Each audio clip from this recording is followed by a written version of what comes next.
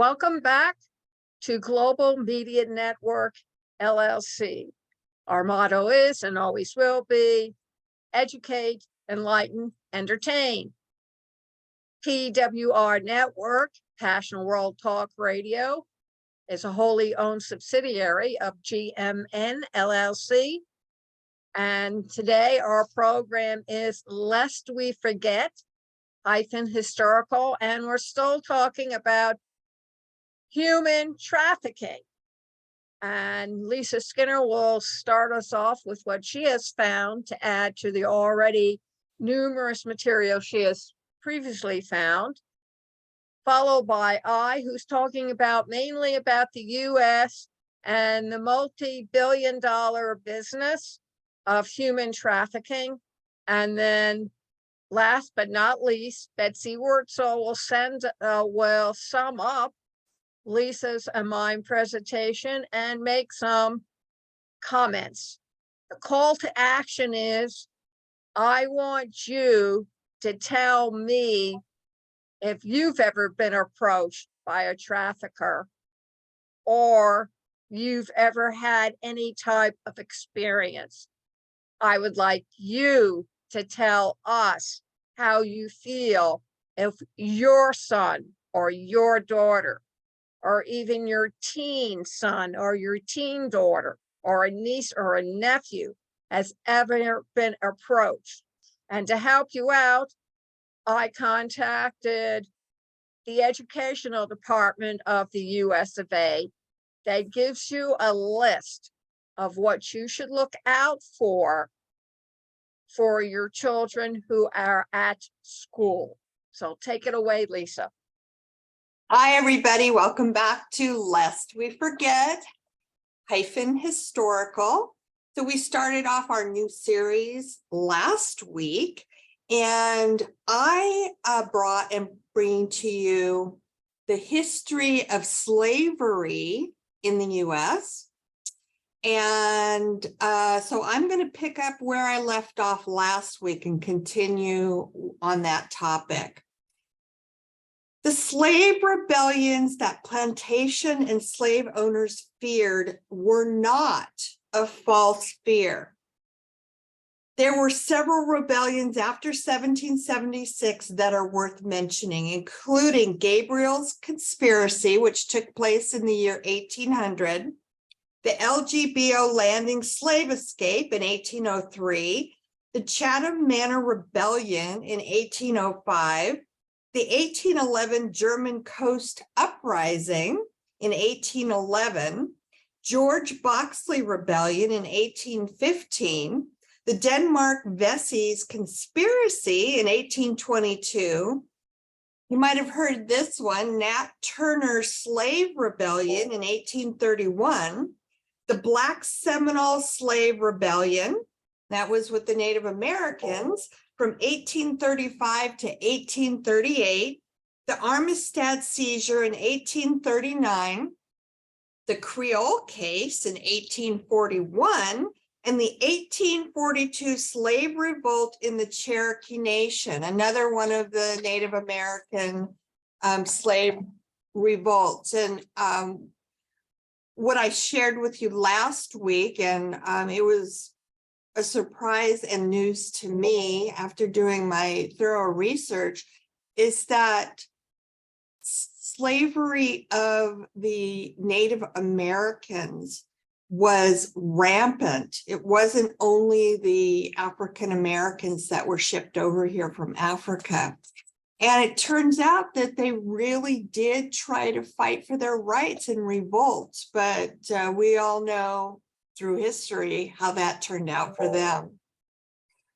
Of those, perhaps the most famous, which I mentioned that you may have heard of, is Nat Turner's Slave Rebellion, also known as the Southampton Insurrection, where Nat Turner, an educated slave who claimed to have divine visions, organized a group of slaves and then murdered 60 white people in Southampton, Virginia. The lasting effects of this rebellion were tragic. The North Carolina militia retaliated by killing some 100 slaves, not just those suspected, but free people of color, and they lost their vote. Other slave states began to severely restrict the movements of both slaves and free people of color as a result of this.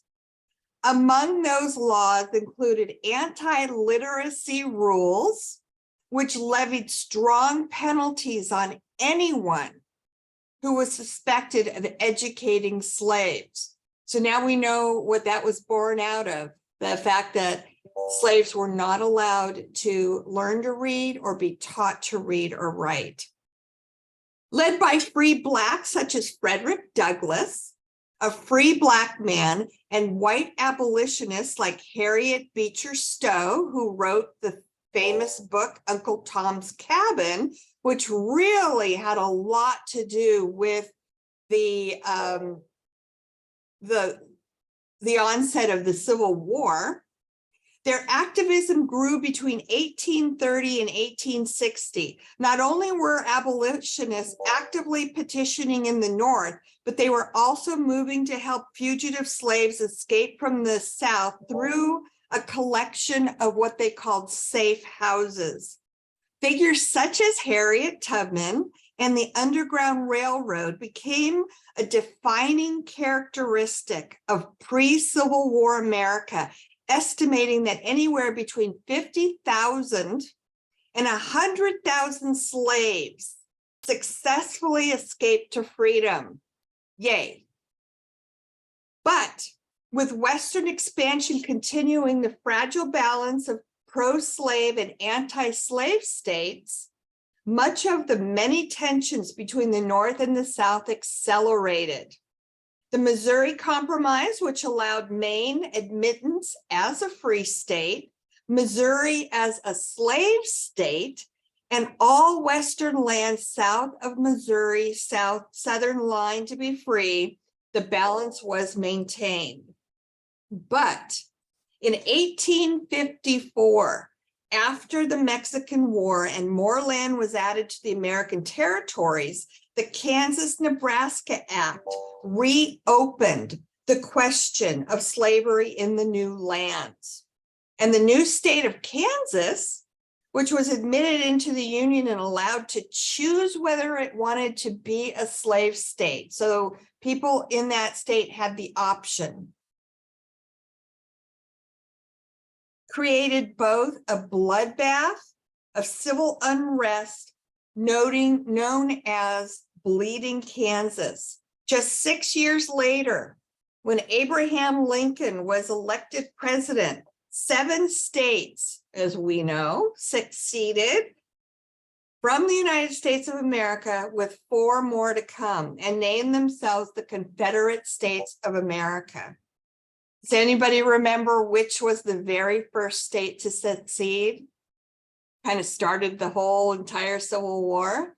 It was South Carolina, and then the others followed, like one after the other.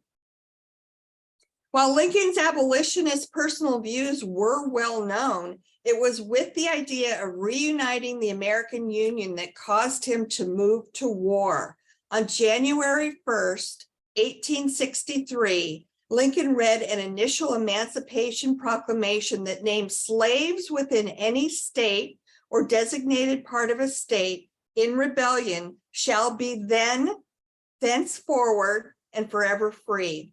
With that and around 3 million newly freed Black slaves in the Southern Rebellion states, the Emancipation Proclamation took the economic advantage out from under the Southern economy, and the war ended in 1865, with a new country emerging from the bloodiest battle in American history. And I don't know if you're all aware of this, but prior to Lincoln issuing the proclamation, the Emancipation Proclamation, the North was losing the war. And Lincoln was so afraid that with that status, Britain would get involved in our war with the Confederate States, and it would have absolutely changed history. So the turning point really was with the Emancipation Proclamation. And I think quite often what our world would be like, what our country would be like if the Confederates actually had won the war. It would be a very, very different life than we know today. Though abolished in 1865, the 13th Amendment, which officially abolished slavery, did not spell out an easy assimilation into American society for the recently freed Blacks. And the equal protection and right to vote that followed would not make their progress any easier either. In the wake of Black freedom, many racist organizations, including the Ku Klux Klan and the rise of white supremacy, continues to plague American society as we know even today. We hear about it every single day in the news, right? And it's been more than a century since the Civil War ended. The civil rights movement during the mid-20th century would be the next great game for American Blacks towards freedom in America. So I want to tell you a little bit about what the living conditions were like for slaves on the plantations. But before I delve into that, I do want to mention that the Southerners who lost the Civil War were so bitter and so angry about their lifestyle being really ripped out from under them. They really took it out on the freed slaves, and they went out of their way to make their lives just as hard, if not harder, than it was while they were enslaved. Yeah, it was not the freedom that they expected to have, but they were legally free. Slave living conditions were often terrible. For example, slave homes were quite small and were generally one-room shacks that were made out of wooden logs or planks. Due to their poor construction, the slave homes often struggled to properly heat inside, and the slaves sometimes suffered on very cold nights. Also, according to Ken Burns' documentary on the Civil War, they reeked in the summer and they bred so many germs that these slaves were constantly contracting malaria and tuberculosis and a just myriad of health conditions from the living conditions that they were provided with. Today, our understanding of the life of slaves in the United States comes from several famous firsthand accounts. Likely, the most famous of these comes from Frederick Douglass. Born as a slave in 1818 in Maryland, and that's another thing I didn't know. I lived in Maryland for 4 years. I didn't even realize that it was considered a Southern state, and it was a slave state. Yes. You don't really think of Maryland being a Southern state, and especially not a slave state, but it was. You just don't talk about it that much. No. And yeah. Douglass is one of the few people in history to know life on both sides of the coin, per se. After his escape, Douglass wrote the narrative of life of Frederick Douglass, an American slave, which was written in 1845 and gave people insight into what life as a slave was really like. So this information that I am sharing with you are true accounts from people who actually lived the life. This, along with 2 other autobiographies written by Douglass, is regarded as the best examples of slave narrative tradition in history. Because of these accomplishments, Frederick Douglass is often considered to be the single most important Black American leader of the 19th century. Douglass wrote the following about his time as a slave on a plantation. And another little bit of trivia for you, Frederick Douglass was the product of a slave mother and a plantation owner master. So he was actually biracial. Here's what he says. I suffered from much hunger, but much more from cold. In hottest summer and coldest winter, I was kept almost naked, no shoes, no stockings, no jacket, no trousers, nothing on but a coarse toe linen shirt reaching only to my knees. I had no bed. I must have perished with cold, but the coldest nights, I used to steal a bag which was used for carrying corn to the mill. I would crawl into this bag and there sleep on the cold, damp clay floor with my head in and my feet out. My feet have been so cracked with the frost that the pen with which I am writing might be laid in the gashes. He's talking about his feet. Daily life for slaves in the United States consisted of several main topics, including their working conditions, clothing, food, and education. In terms of daily life, slaves in the United States faced difficult and tiring work conditions. At the time, most slaves in the United States worked in agricultural work on these plantations. In fact, most of their time was spent working harvesting crops such as cotton, rice, indigo, and tobacco. And this work was extremely labor intensive, especially prior to the invention of Eli Whitney's cotton gin. As such, the slaves worked long and tiring shifts to work as many as 16 hours a day in hot and humid weather. At the same time, slaves also struggled due to the different forms of punishment and abuse that they were forced to endure on these plantations. The regular food and diet of slaves varied between the different plantations, but they were never, but there were several main similarities throughout the time frame of slavery in the United States. Excuse me. For example, historians have noticed that the most common diet of slaves in the southern states consisted of pork, rice, and corn.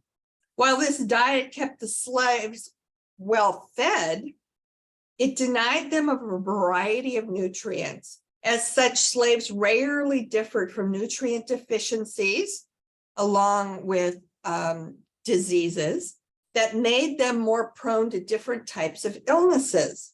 Frederick Douglass commented about the food he received as a slave in the following passage from his favorite book, his famous book, The Narrative of the Life of Frederick Douglass, an American Slave. And he says in his narrative, our food was coarse corn meal boiled. This was called mush. It was put into a large wooden tray or trough and set down upon the ground. The children were then called like so many pigs. And like so many pigs, they would come and devour the mush. Can you even imagine? Yet another aspect of slave daily life was their education, or actually lack thereof. In general, most slave owners did not educate their slaves at all.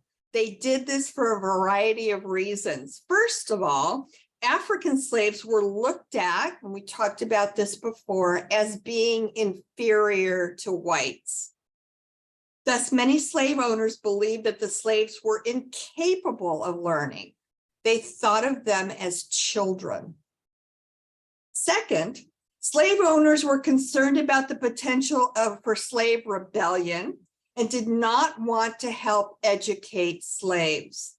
As a result of their poor education, almost all slaves in the United States were unable to read. The few slaves that did learn did so by teaching themselves or were taught by more lenient slave owners.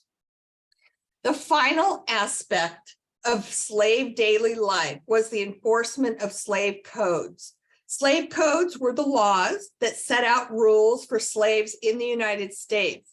The first area to establish a slave code was our famous state of South Carolina, which adopted earlier British policies in 1712.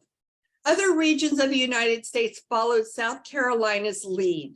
In general, the slave codes of the time limited the actions that a slave could take. For example, one such rule was that slaves were not allowed to leave the slave owner's property unless they were joined by a white person. This include the slave codes also had harsh punishments for slaves who tried to escape. This included whippings, brandings with branding irons, and even the death penalty. They were regularly hung. Slaves were also banned from owning weapons and punished if they were found to have stolen items. In all, the slave codes attempted to control the daily life and activities of slaves in the United States. And it's quite apparent that they were doing this purposely, treating through intimidation to create constant fear to keep them under control. And the other thing I want to mention here, based on what I've read so far, I am not seeing one single ounce of evidence where any slave developed any skills that may have benefited them, like the state of Florida is trying to push now into law. I don't get that at all. It wasn't their choice. And the other reason why I don't buy into that is because if South Carolina and all the Confederate states had their way, they never would have freed their slaves. They never would have ended slavery. So it's such a contradiction to me that they were being taught and benefiting from skills that they learned to go on with a free life, because there was no plan to ever free them from the life of slavery. The abuse that African slaves experienced in the United States is well documented. For instance, slaves were regularly subjected to beatings, whippings, and other forms of torture, as I already mentioned. Much of this abuse was carried out by the overseers of the plantations. In fact, abuse towards slaves was regular occurrence and was used by slave owners and overseeing as a way of maintaining order on the plantation. Furthermore, slaves were also branded by their slave owners, which displayed the idea that slaves were physical property that could be owned. Well, that's exactly what it represented, and they did own them. They bought and sold them like cattle. While slaves usually suffered from poor medical attention, some historians have argued that slaves in the United States were treated better than slaves in other parts of the New World. For instance, owning slaves was a major financial investment, and most slave owners likely wanted to protect their investment by medically treating any hurt or injured slaves. For example, some evidence suggests that slaves in the United States lived an average lifespan of only about 36 years. And that was according to the census report of 1850. This is significant because slaves in other parts of the New World lived substantially shorter lives than 36 years old. For instance, slaves in Brazil typically only lived to be about 23 years old on average, due to even worse abuse. Ultimately, the improved health and medical treatment of slaves in the United States caused the slaves' population to grow substantially throughout the 19th century. And by the time of 1860, which was right before the Civil War started, there were as many as 4 million slaves in the country. With all of this said, slaves in the United States still experience terrible abuses. Another element of abuse that slaves suffered through in the United States was the sexual abuse of slave women. And Frederick Douglass was a product of that example. At the time, slave women were legally allowed to be sexually abused and raped by their slave owners. As such, many instances of abuse occurred during the years of the antebellum period, which stretched from the late 1700s until the events of the Civil War starting in 1861. This treatment of slave women was terrible for their mental and physical health. Some historians have argued that it destroyed the family structure of slave communities at that time. And although not a form of physical abuse, according to the whites, the slave owners, slaves also suffered from psychological terror. Keeping slaves afraid was a common tactic among slave owners and overseers in a way of maintaining order, as we said. In fact, slave rebellions were known to occur, and slave owners used fear as a means of preventing a slave uprising.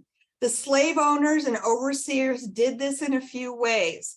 First, slaves were in constant terror from facing physical abuse and punishment. As stated above, slave punishment was common in the US, especially during the antebellum period from the 1700s until the 1860s. Second, slaves were psychologically abused when their children and family members were sold. Slaves were sold an average of 1 to 2 times during their tenure on any of their plantations. And it was very common for the partners or wives, it wasn't a legal marriage, but they still called them husbands and wives, and their children to be sold right out from under them. In fact, some states became very profitable from producing and selling slaves. For example, this was very true in Virginia, which produced more slaves than it needed and made profit by selling them to other slave-owning states.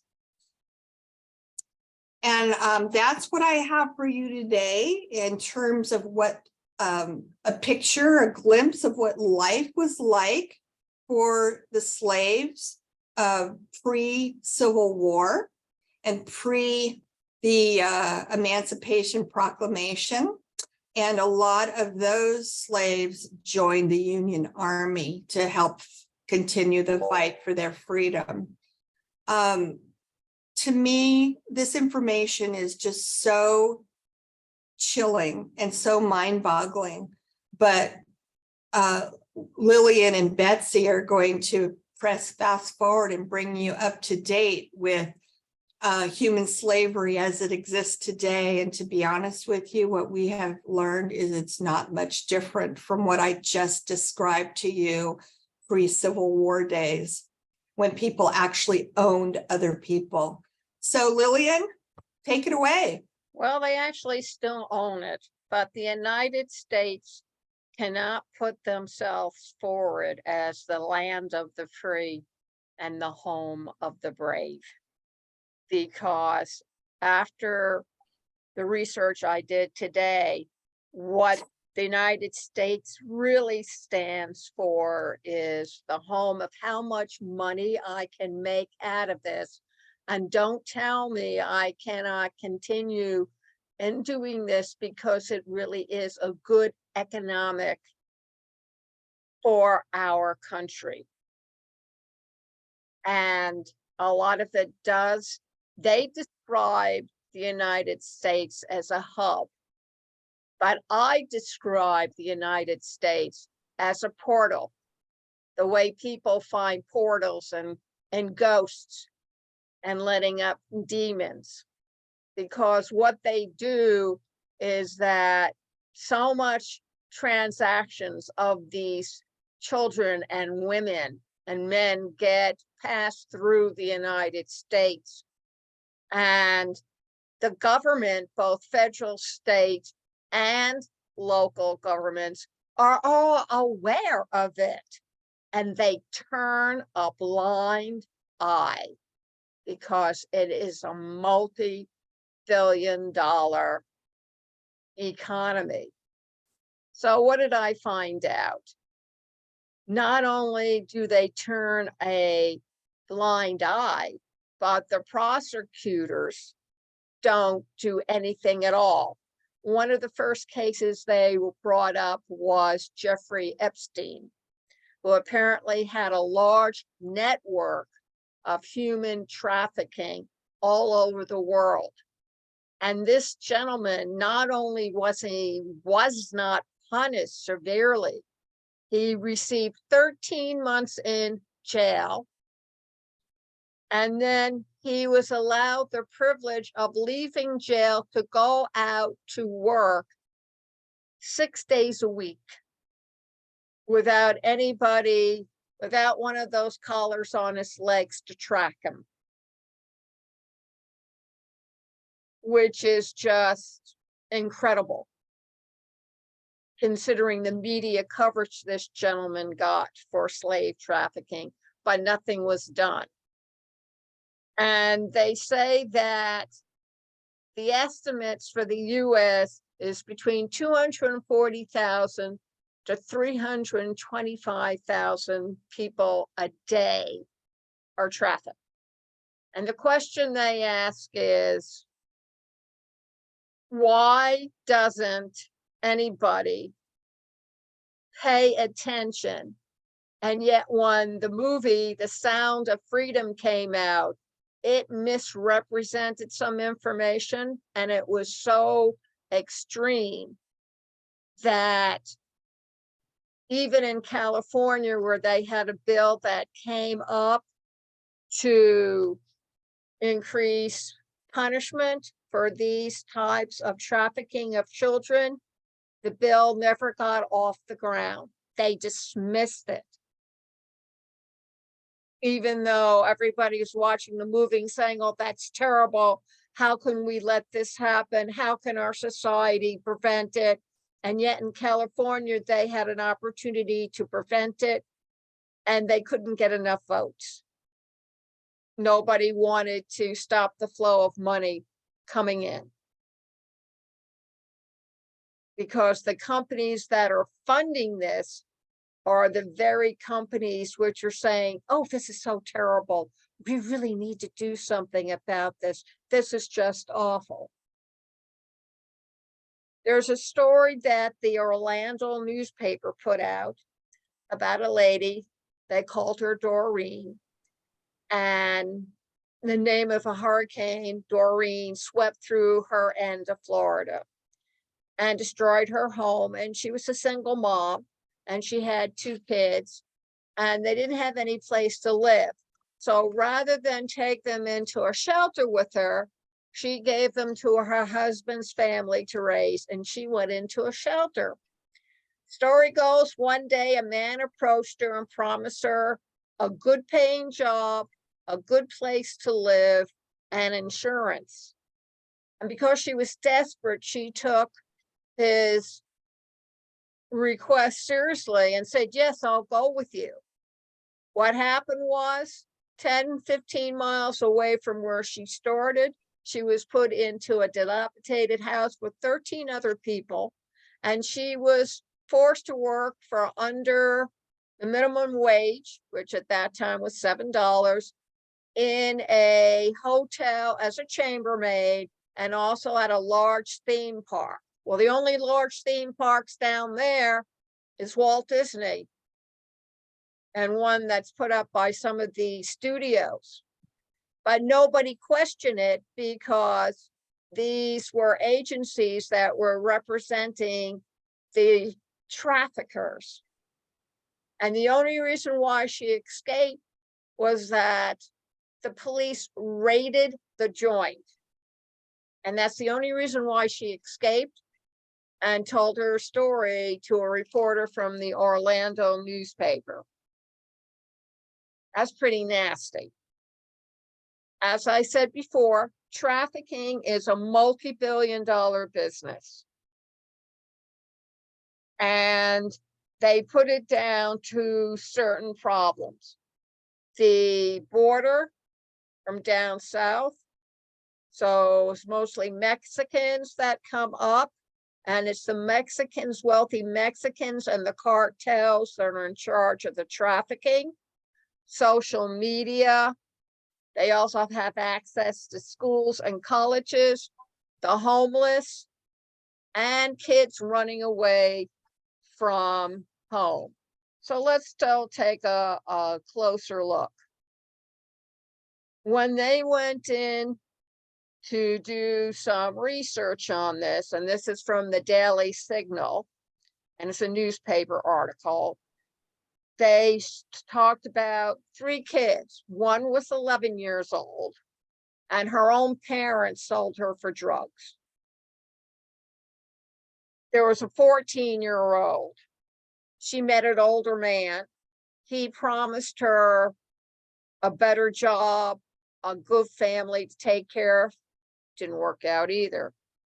And then there was another person, a young man who was 15, and he was in the foster care system, and he was mistreated and abused.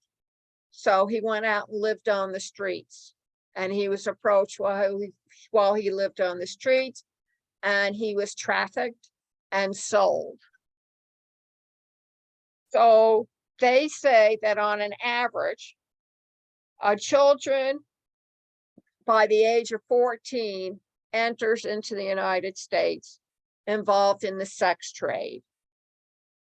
And since they're already abused, they're told they can make more money if they sell their bodies, and it won't be a big deal because they've already been abused. So this damage is already done. And for a lot of these kids who feel that there's nobody out there who wants to help them, there's no white knight coming along to rescue them, why not? What do they have to lose? And what they don't understand is they're kids, and that it can be a lot harsher.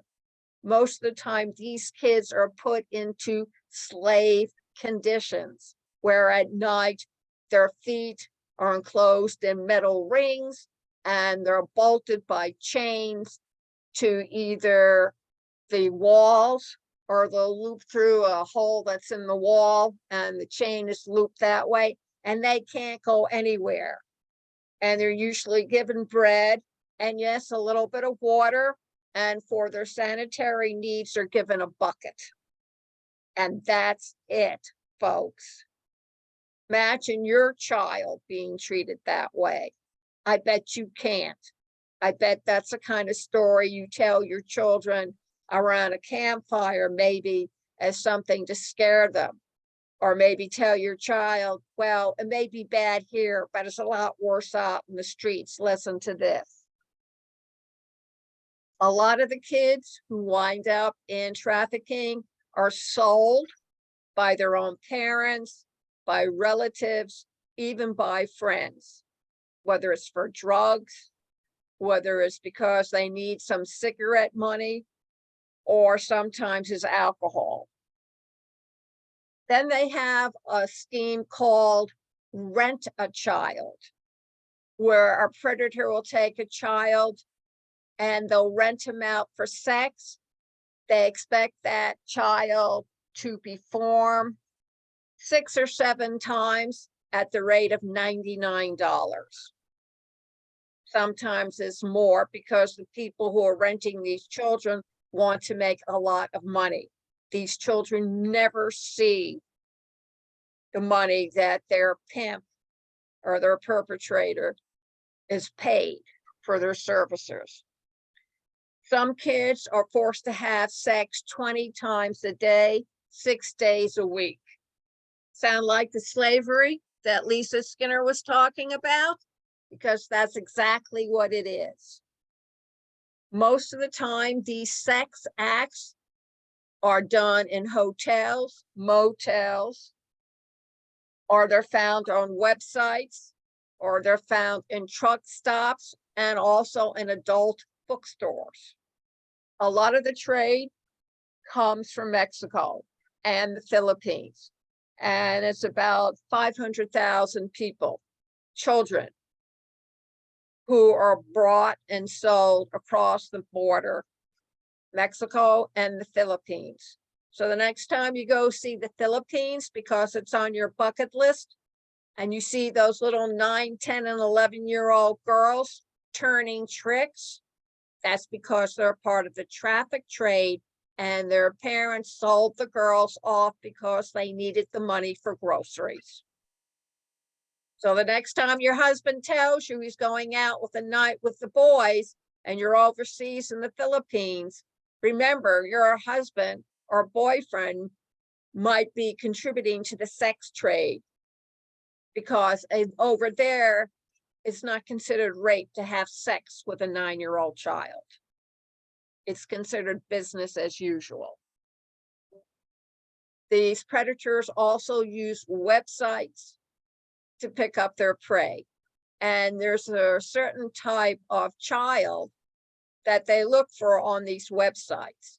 And it's not so much that these girls and some of the boys are exposing their bodies, it's that they go to these websites knowing they're going to find kids from broken homes, or maybe from single parent homes where the kid has been abused or verbally or emotionally abused, and they have a sense about a child, whether or not they're so down on themselves that they are defenseless, and they look for these clues to help them say, hi, I'm about your age, do you want a friend? I know exactly what you're going through. They also use psychology to get these kids to feel like there was somebody who understands what their trouble is, what their problem is, and they sympathize with them. And they build on that sympathy, giving them their virtual shoulder to cry on. And the next step is to make an appointment and have them meet somewhere. So listen to your parents when they tell you, we really rather not have you put that picture out on yourself in your 2-piece bathing suit, because that's exactly what the predators are looking for. They also, about 83% are American kids who are snared on these websites. Again, America, 83%. That's not too far off from 100%, folks. Now, there are 4 main factors. We've already went over some of them. The first is the southern border with the immigration. You don't hear the Republicans talk about that, do you? About all that money that's walking across the borderline so they can get into the United States. More than half the kids coming over with the immigration down south are unchaperoned children. When Biden released over 400 kids, he released them to families who already had other children to take care of. So a lot of these kids, when they're released to so-called foster families, there are too many kids for these parents to make sure they're safe and taken care of. And these kids leave to try to get a better life for themselves. They never make it because they're caught by the predators that are out there I guess you could call them the great white sharks of our society, who are hungry, not for blood, but for money and for power. And then you have the pornography and the pedophiles. And what they do is entice these kids to make videos of them. And then the videos are displayed all over the world on the pornography sites. One of the sites had, it's called Pod Pub, and they got shamed. So overnight, they took down more than half of all their videos. And they, MasterCard, Visa, and Discover stopped doing business with these people.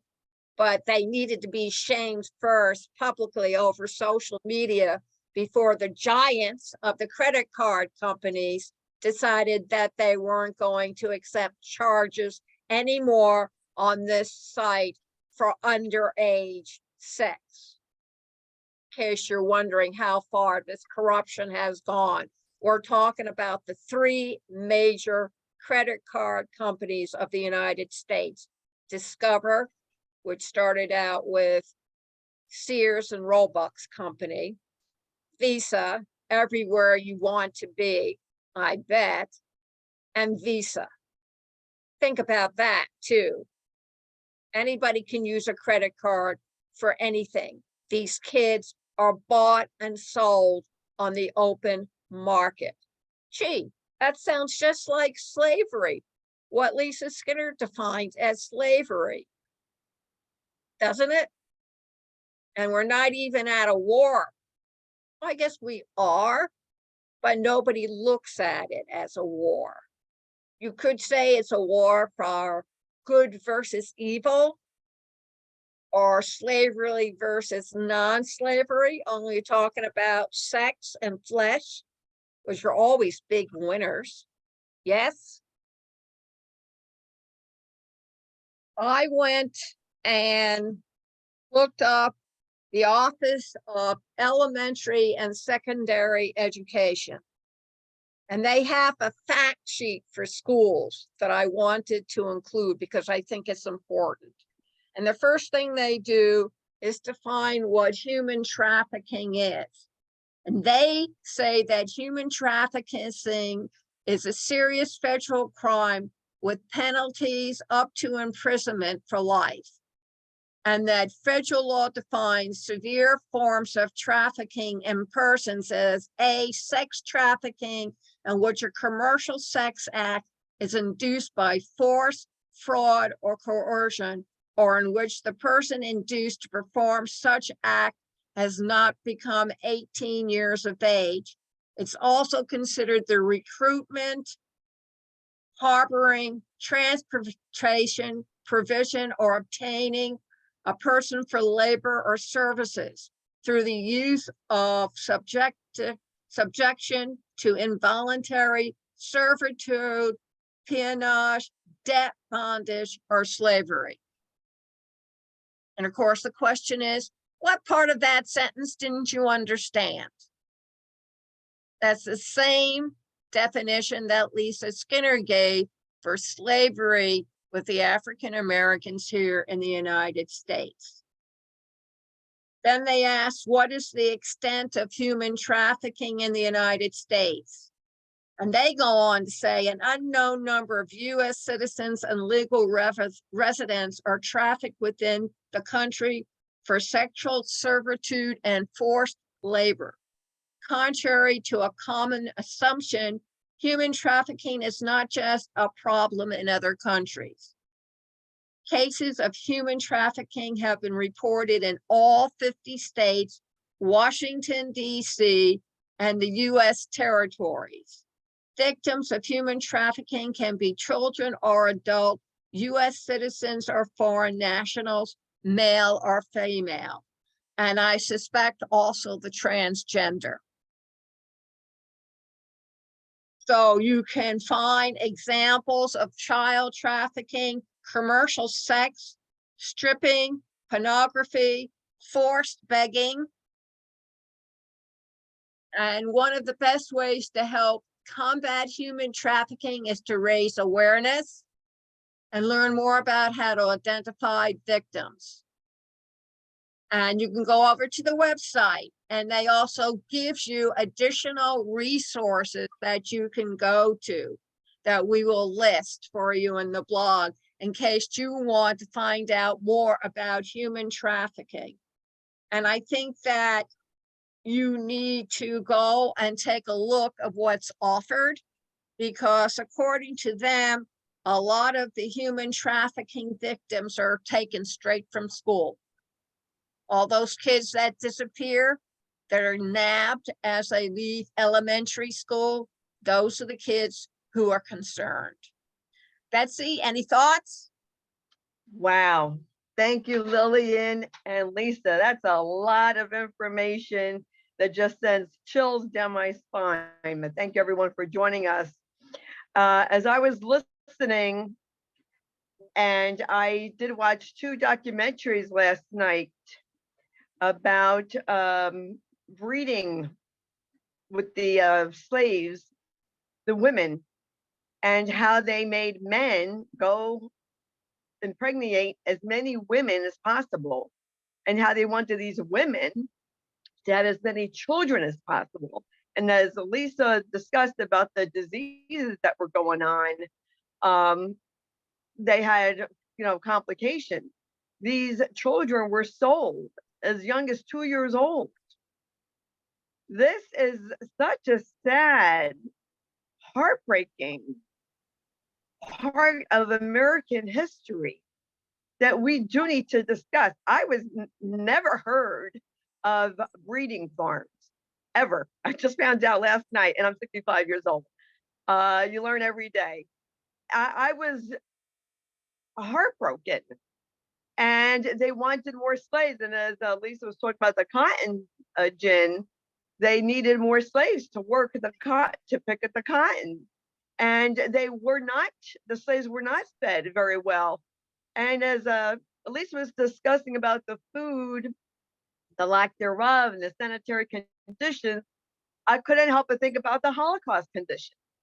How similar were they? And even though some of the slaves might have been the overseers, the drivers, as they called them, they also paid a penalty when their time was done with that job. Just like in the Holocaust, you had the other Jews putting other Jews in the oven, and they were in charge, but they ended up dying also. I was thinking of someone. I was on someone's show who interviewed me, and he told me that he rescued somebody. This was out in California, from the sex trade. And he didn't want to be publicly really known. So he went undercover, and I was supposed to interview him like 2 months later. This was 3 years ago. He disappeared. His business number disconnected. I don't know what happened to him. I don't know if he died or if he went in witness protection. Excuse me. He was supposed to testify in court. Maybe he didn't make it to court, if you know what I mean. And I don't want to get Pastoral Talk Radio into trouble or get banned from YouTube, so I won't use the name. There's a social platform, folks. They allow women to advertise themselves. And yet they put people on restriction for talking about Alzheimer's, or maybe having a different view about a vaccine or any other political thing. So you wonder, is certain social media people involved in the sex trade? Why do they allow this? Why do they allow women to advertise themselves? Now, I personally have never been approached, but I do get every day, I don't know how they've gotten my email address, notifications, young girls for sex. every day. These are probably young women. And I think to myself, how do they get my email? And how do they get these girls? And they are tattooed, as I saw in The Sound of Freedom. They get tattooed, they get marked, you were ownership. They tattooed or branded people during the slavery time. The way the slaves were treated were really, to me, just like Jews and other people were treated during the Holocaust. And again, it's a sad commentary. I worked in a facility where I was the minority, and I learned a lot, really, about the African American culture. And someone that I worked with told me, she said, Betsy, we're not used to being an authority because we were always, slaves. We weren't used to being, so they weren't trained to be an authority. And so, this was kind of new for them. Also, a lot of the foods that are common in the African American culture today were because of the slave days, like chitlins and certain other foods, because they hardly had any food. And I still can't figure out or wrap my brain around this. You expect people to work hard, overwork them on little substance of food, and then you kill them because they couldn't perform the work because you starved them. Makes no sense to me at all. This is such man's inhumanity to man. Just it's like almost the Twilight Zone, where you can't believe that this actually happened, but it did, and it's still going on, folks. That's the heartbreaking thing, as Lillian talked about. Slavery's still going on, stronger than ever before. Excuse me. Selling children. And I have watched movies where children were sold for groceries. Parents couldn't afford to raise their children, so they sold them. They pimped them out. I often wondered when I was younger, where do they get these children from to do these pornography and the sex trade? Well, then I found out. But you didn't hear about this growing up in the 60s and 70s. And Lillian is 100% right in her information about the websites. There's the dark web. Yes, technology is wonderful, but you have the dark web. And let me tell you, they are out there. That's why I beg and plead with the audience. Watch what your children are doing. Be aware what they're doing. Make sure they're not strutting their bodies out for all the world to see. As I said last week, all they have to do is Google your name and they get your address. There's ways of finding out people's address, and that is really terrifying. So when you post and there's nothing wrong with posting pictures of your kids, but folks, be careful and be aware. Lillian talked about last week. I talked about it last week. You cannot be oblivious on your phone when your children are out in public. You just can't. This is a day and age where you have to be aware. Leave the phone for later. You have to be aware of what is going on around you. When I worked at the preschool, and I worked at predominantly Indian children, that's the population in my area, they talked about, parents told me about the slave trade in India. And they actually did poke out children's eyes and make them beg, or they kidnap them and use them as sex trade. These parents moved to America so that their children would not be sold. They were afraid of that. And when they go visit India, they told me their concerns. They don't let their children out of their sight because they're afraid of their children getting kidnapped. This is worldwide, folks. And I said last week, and I'll say it again, in Thailand, these rich people, very wealthy people, go to these countries such as Thailand to have sex with underage children. This it's mind-boggling to me. I'm not a psychiatrist of why a grown person would want to have sex with a child, but they had these children and they could sell them over and over and over again. It's really heartbreaking. Really, I feel like I'm crying right now from the information Lillian gave because it just touches me so deeply. It doesn't take long, folks, for someone to kidnap your child. Don't leave your child in a car. Don't leave your child unattended. Teach your children about stranger danger. Lillian talked about that last week. I taught that in preschool, stranger danger. Not going with somebody, yelling, I don't know you when they pick child up. This kids are very cute, and I miss working with them. One boy said, Miss Betsy, can I karate chop them in the throat? I said, yes. That's when you can karate chop them in the throat. Yes, you can. You teach about stranger danger, even your neighbor. You have to tell your children, ask me about going next door. In New Jersey, there's Megan's Law was passed. Megan was a little girl who was raped and murdered by her neighbor who was a sexual predator, and nobody in the neighborhood knew. How did he lure this little girl? By telling her he had a puppy. Now, that may not have anything to do with the sex trade, but this is how they lure your children.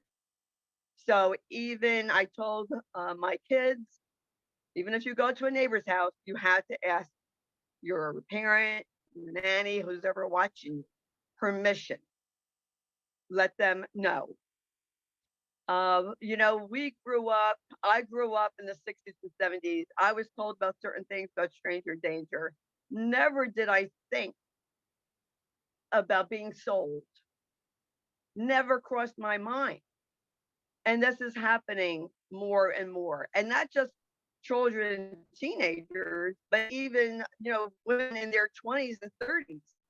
And I had to say this for you women out there, be alert of what you are doing. Walk into your car. I just saw on, I think it was Instagram, this woman who was experienced in law enforcement. She said, do not walk by a van.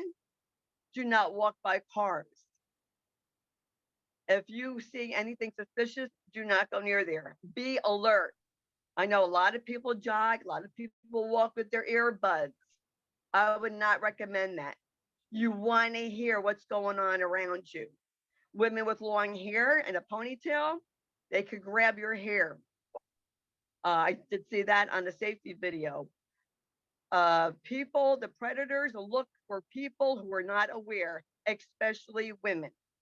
If you see you have a flat tire and there's a suspicious man, go into a store.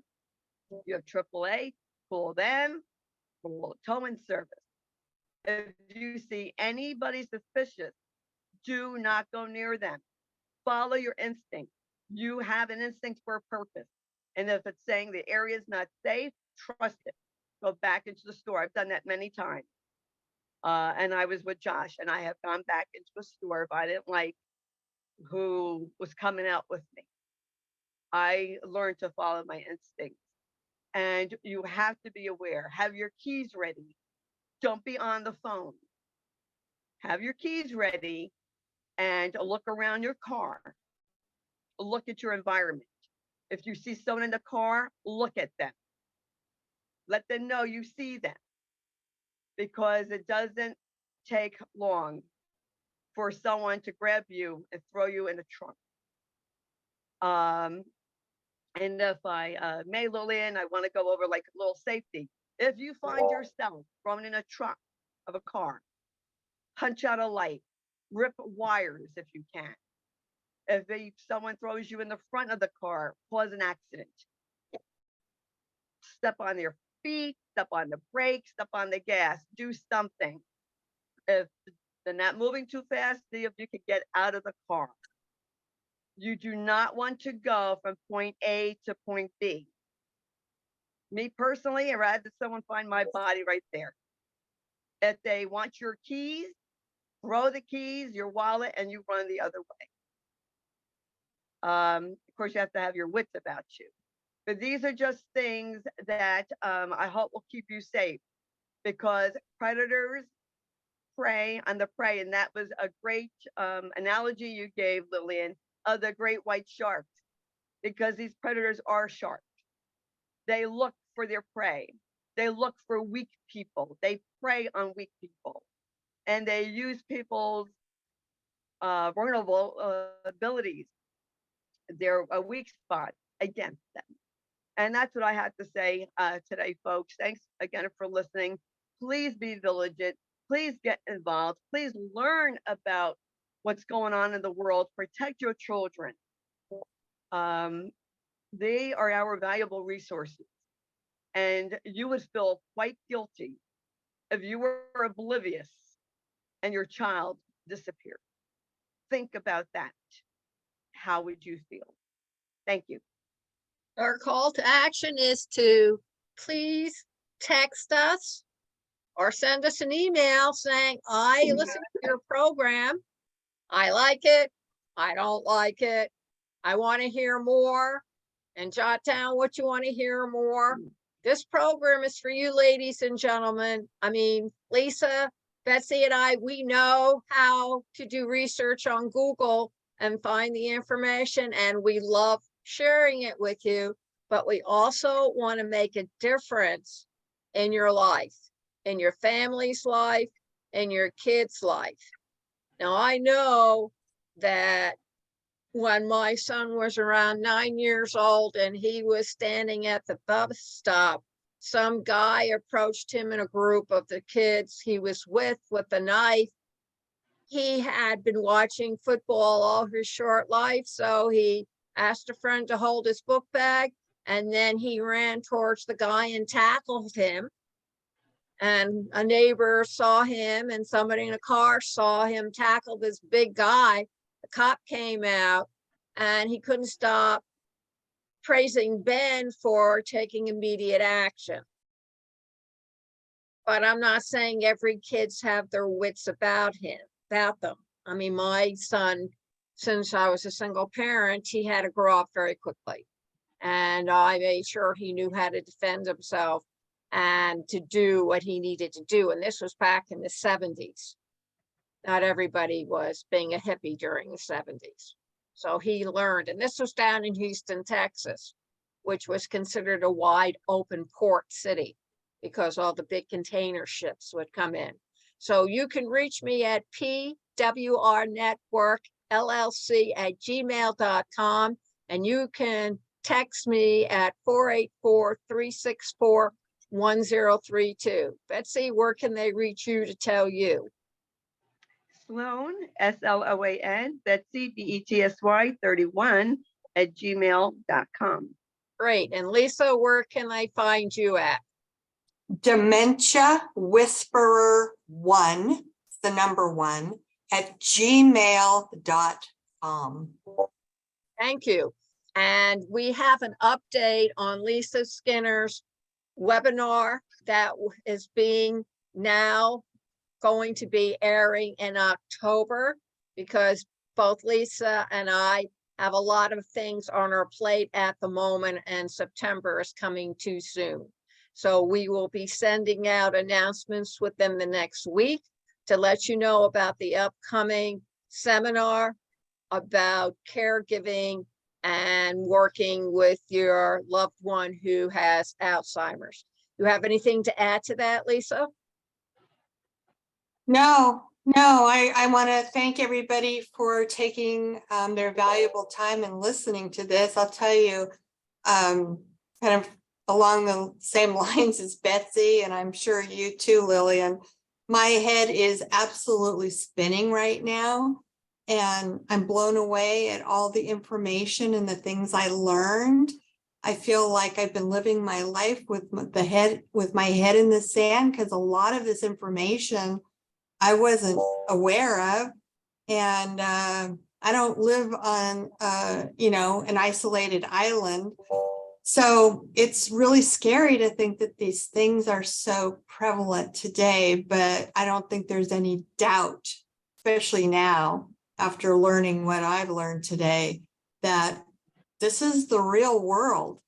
And we really, as Betsy said, we have to stay alert and pay attention to everything around us and follow our instincts. I've always relied on my instincts, and so far, so good. Thanks again for listening. We look forward to seeing you back here next week for another new episode of Lest We Forget -Historical. Thank you all. Have a good weekend.